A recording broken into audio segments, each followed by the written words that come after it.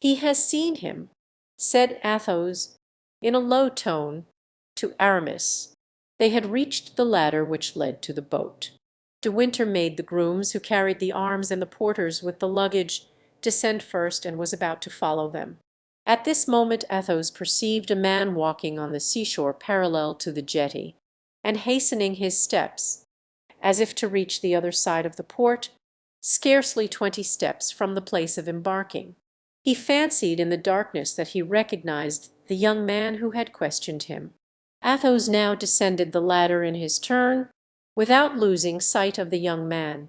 The latter, to make a short cut, had appeared on a sluice. "He certainly bodes us no good," said Athos, "but let us embark, once out at sea. Let him come."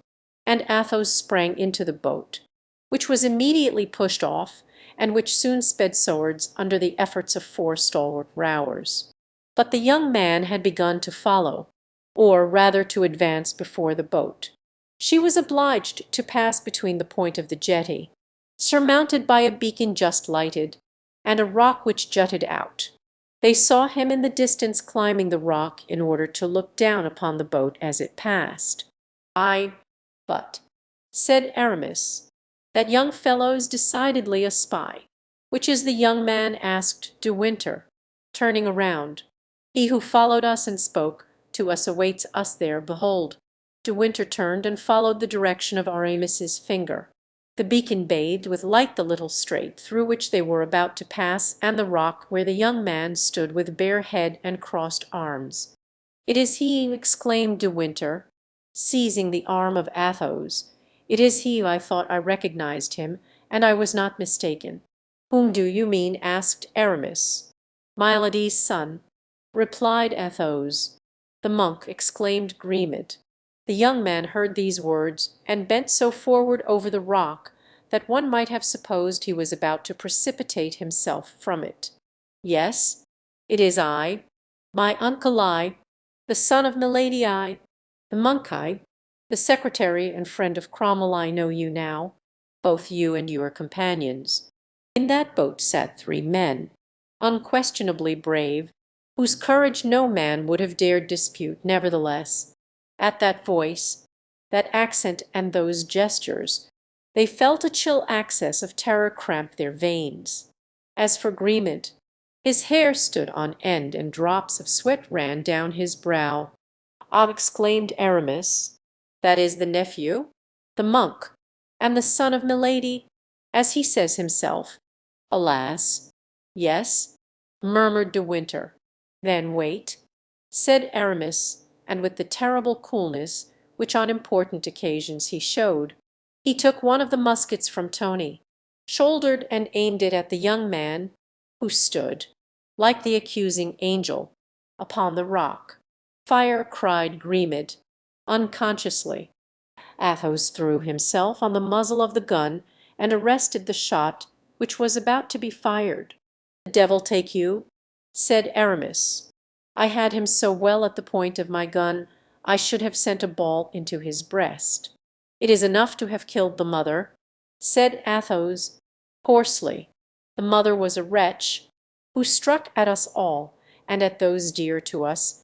Yes, but the son has done us no harm." Grimaud, who had risen to watch the effect of the shot, fell back hopeless, wringing his hands. The young man burst into a laugh. "Ah, it is certainly you!" he cried. "I know you even better now." His mocking laugh and threatening words passed over their heads, carried by the breeze, until lost in the depths of the horizon. Aramis shuddered. "Be calm," exclaimed Athos. "For heaven's sake, have we ceased to be men?" "No," said Aramis, "but that fellow's a fiend, and ask the uncle whether I was wrong to rid him of his dear nephew." Winter only replied by a groan.